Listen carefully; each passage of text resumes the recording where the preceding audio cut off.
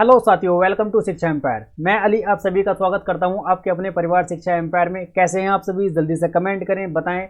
उम्मीद है सब बढ़िया होंगे, मस्त होंगे, स्वस्थ होंगे, अपना और अपनों का बहुत सारा ख्याल रख रहे होंगे। तो अपनों का ख्याल रखते रहें। तो आज हम एक बहुत मोस्ट इम्पोर्टेंट टॉपिक पर चर्चा करने वाले हैं, जिसमें कि कुछ बच्चे अभी टेंशन में हैं, कुछ टेंशन से बाहर आ चुके हैं क्योंकि उनका पेपर हो चुका है, कुछ का भी होने वाला है, तो वो कुछ थोड़े से चिंता में होंगे। तो आज हम उसी पर चर्चा करेंगे कि कितना सेफ स्कोर रहने वाला है, कितने स्कोर पर, कितने नंबर पर हमें इंटरव्यू के लिए तैयारी शुरू कर देनी चाहिए, कितने पर नहीं करनी चाहिए, सभी के बारे में हम आज डिस्कस करेंगे, बहुत अच्छे से करेंगे। तो शुरू करते हैं। मतलब क्या है, देखो, जो अभी एग्जाम चल रहे हैं पीआरटी के, उसमें 21 तारीख से जो शुरू हुए हैं, कुछ स्टार्टिंग के पेपर अच्छे आए हैं, स्टार्टिंग के पेपर बहुत ईजी भी आए हैं, लेकिन उनमें क्या है, हिंदी का जो पोर्शन है वो थोड़ा सा डिफिकल्टी की तरफ गया है। और उसी के हिसाब से जब बच्चों ने उसी चीज़ को देखते हुए अपनी तैयारी हिंदी की तरफ करी है कि क्या क्या आ रहा है, उसी के हिसाब से तैयारी की, तो अब क्या किया है, अब उसने ईबीएस में थोड़ा सा चेंजिंग लिया। ईबीएस में थोड़ा सा चेंजिंग लिया कि ईबीएस में कथन वाले सवाल डालने शुरू कर दिए हैं। अब थोड़ा हिंदी को सही किया है तो ईबीएस को थोड़ा डिफिकल्ट कर दिया है।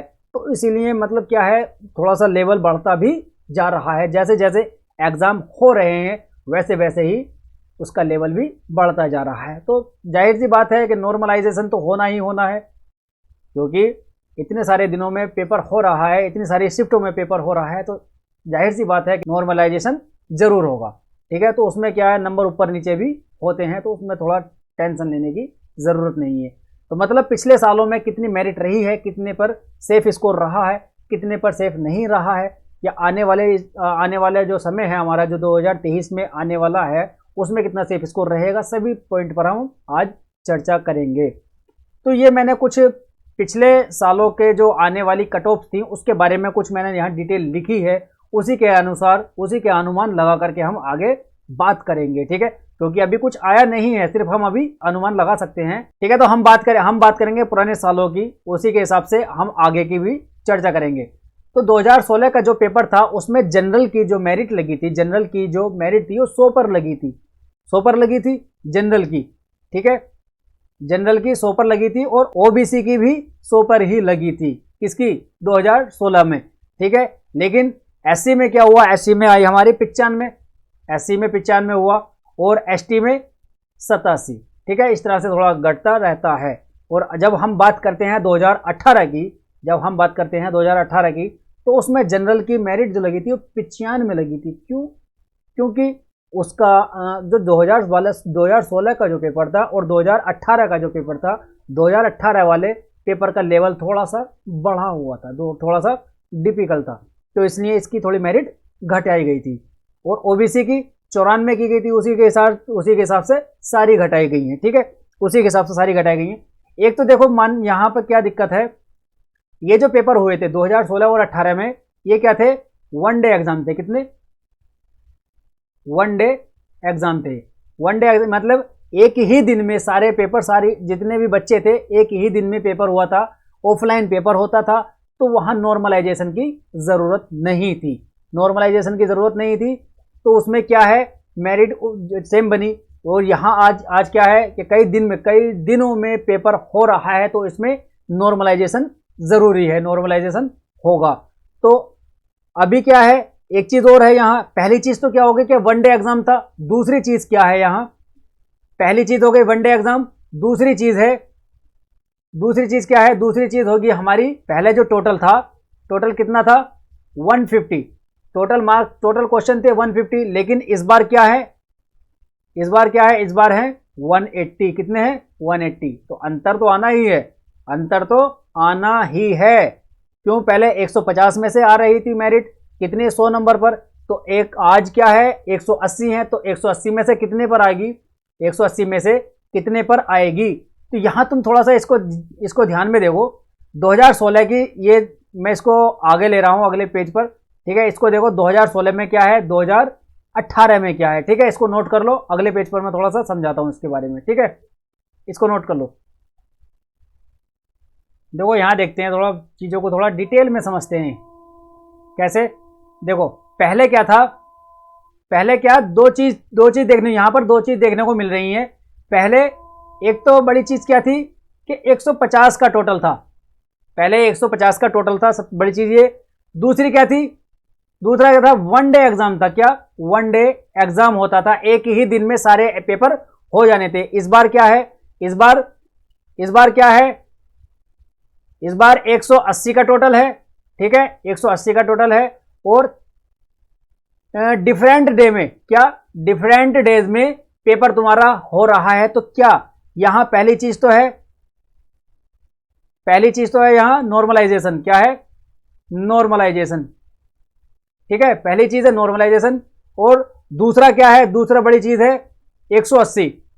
तो यहां तुम्हें देखने को जो मिलेगा, पहले तुम्हें जो मेरिट देखने को मिल रही थी वो 150 में देखने को मिल रही थी।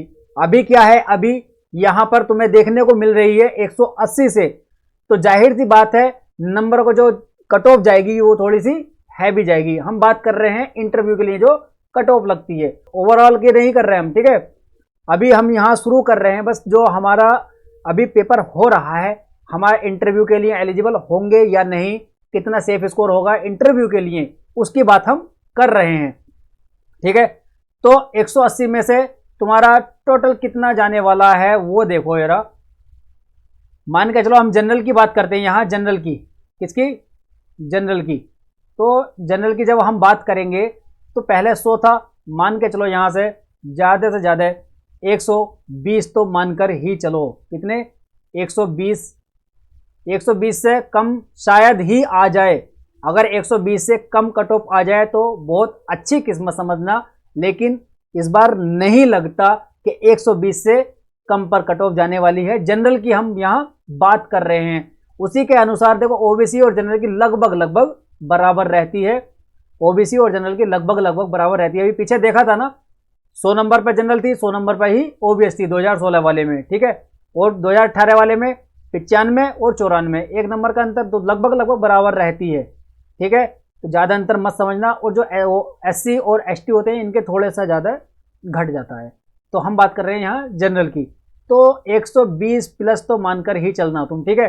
अगर तुम्हारे 120 आ रहे हैं, जो बच्चे पेपर दे चुके हैं उनको अनुमान लग गया होगा कि मेरा पेपर कैसा है, मेरा पेपर कैसा हुआ है। और जो बच्चे अभी देंगे उनको भी पता चल जाएगा कि मेरा पेपर कैसा हुआ है, एक अनुमान लग जाता है कि हाँ मेरे नंबर इतने आने वाले हैं, ठीक है।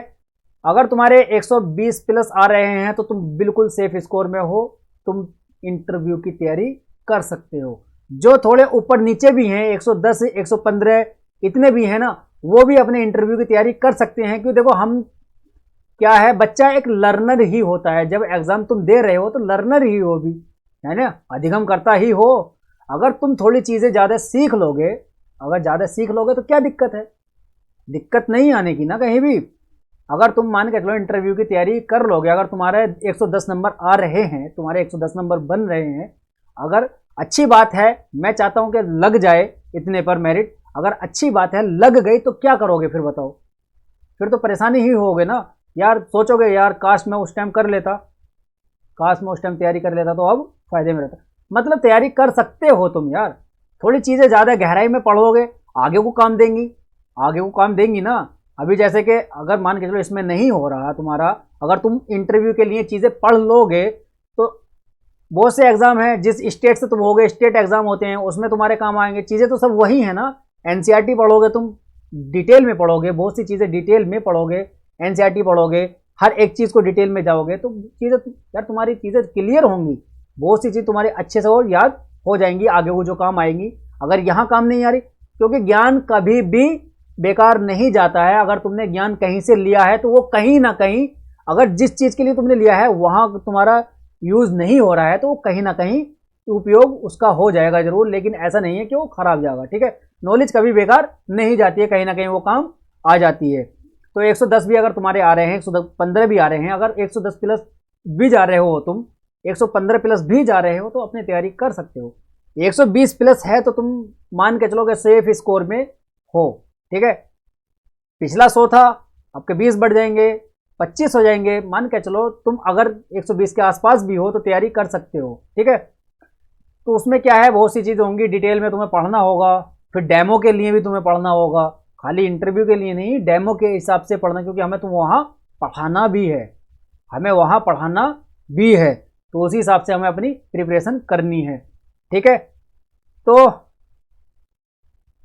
उम्मीद करता हूँ चीज़ें तुम्हारी क्लियर हो गई होंगी। देखो अभी क्या है, हमने ये अनुमान लगाया है, मैं ये अभी कोई नहीं कह सकता कि ये फिक्स है, कोई भी नहीं कह सकता कि ये फिक्स है, अभी सिर्फ एक अनुमान चल रहा है, हर कोई अनुमान ही लगाएगा।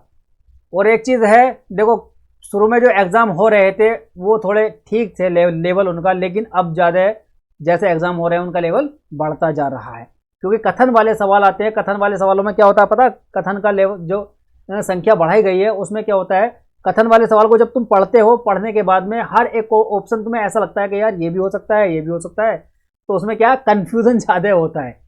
मतलब टिक लगाने के बाद में तुम्हें ये नहीं लगेगा कि यार हाँ ये 100% मैंने सही लगाया है, ऐसा नहीं होता। बहुत ही कम क्वेश्चन ऐसे होते हैं कथन वाले कि हाँ तुम 100% कह सकते हो कि ये ठीक होगा, अन्यथा नहीं होता है। ठीक है, तो आने वाले जो पेपर हैं जिन बच्चों के, वो थोड़ा सा ध्यान से जाएं, अच्छे से करें, और आने वाले बच्चों के लिए बहुत सारी शुभकामनाएं, और जो पेपर दे चुके हैं उनके लिए भी बहुत सारी शुभकामनाएं कि तुम पास हो जाओ, अच्छे नंबरों से पास हो और तुम शिक्षक बन जाओ। ठीक है, फिर आज का सेशन हम यहीं तक रखते हैं, चर्चा आज की हम यहीं समाप्त करते हैं।